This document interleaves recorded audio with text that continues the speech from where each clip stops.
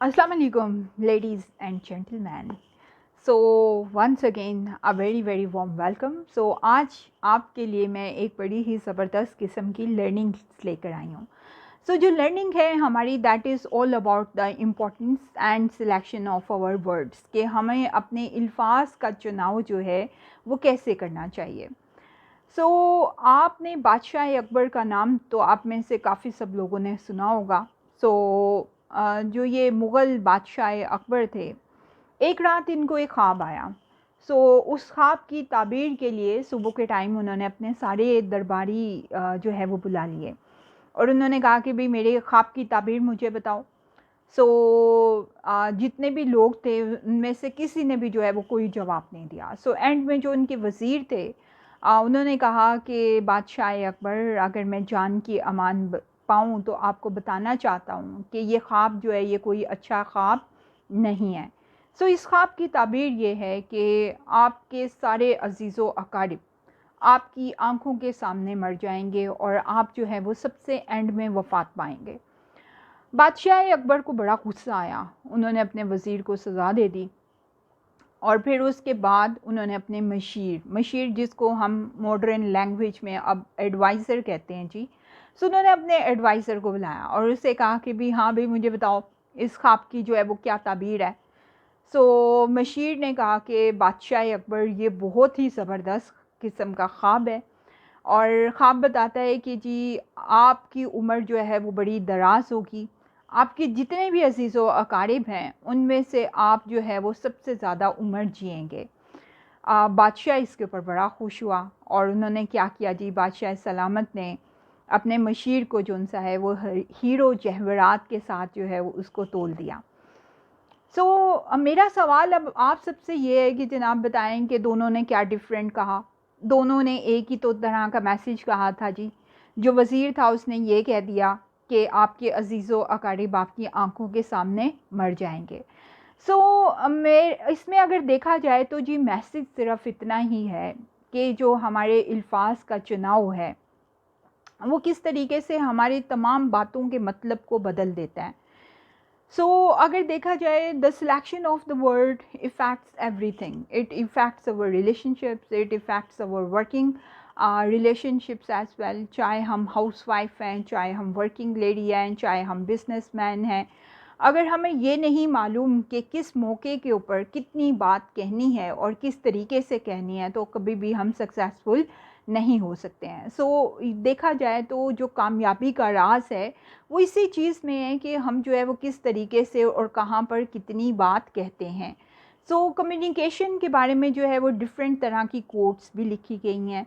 एक बड़ी ही मशहूर किस्म की कहावत है जिसके अंदर यही कहा जाता है कि ज़ुबान से निकले हुए अल्फाज और कमान से निकला हुआ तीर जो है वो कभी भी वापस नहीं आता.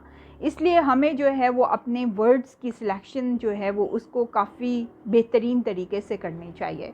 इसी तरीके से जो कामयाब लोग होते हैं और वाइस पीपल होते हैं वो भी इसी तरीके से करते हैं कि पहले वो बात को समझते हैं, सोचते हैं और उसके बाद जो उनसा है वो क्या करते हैं जी, डिसीजन लेते.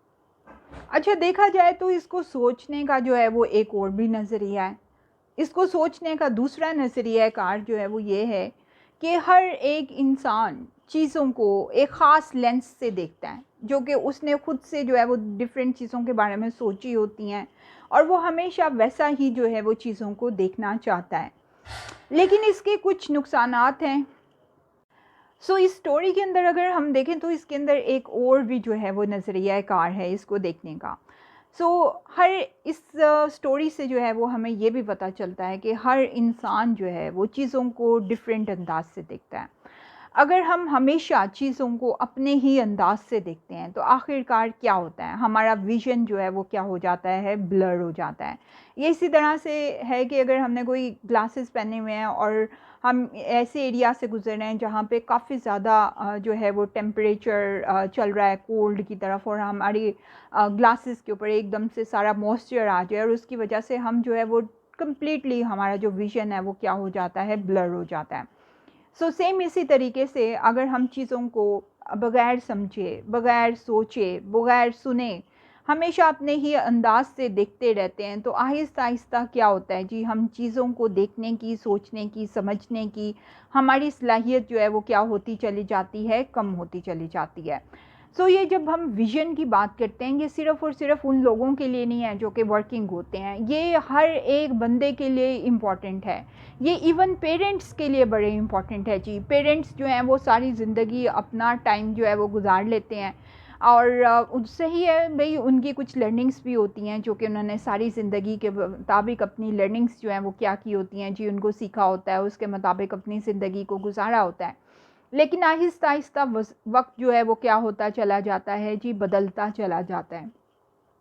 तो ज़रूरी है कि हम बच्चों की बात सुनें, ठीक है, वो क्या कहना चाहते हैं, क्योंकि ज़माना अब बदल चुका है, ठीक है, चाहे उनकी प्रोफेशन की सिलेक्शन हो या फिर उनके लाइफ पार्टनर की सिलेक्शन हो, दोनों चीज़ों के अंदर ज़रूरी है कि उनसे पूछा जाए, उनकी राय ली जाए, बिकॉज़ वो एक नए अंदाज से और एक नई सोच से जो है वो चीज़ों को देखते हैं, ठीक है। इसकी एग्जांपल कुछ इस तरीके से भी है कि अगर हम चाहते हैं कि हम नोकिया से जो है वो आईफ़ोन की तरफ चले जाएँ, तो टेक्नोलॉजी चेंज करने के लिए हमें अपनी सोच भी बदलनी पड़ेगी, ठीक है? हमें चीज़ों को देखने का अंदाज़ जो है वो क्या होगा, उसको भी बदलना पड़ेगा। So let's open up the windows of our mind and let's let the new and the fresh air come in, ठीक है? And how that's possible by listening to each other, by focusing and by communicating.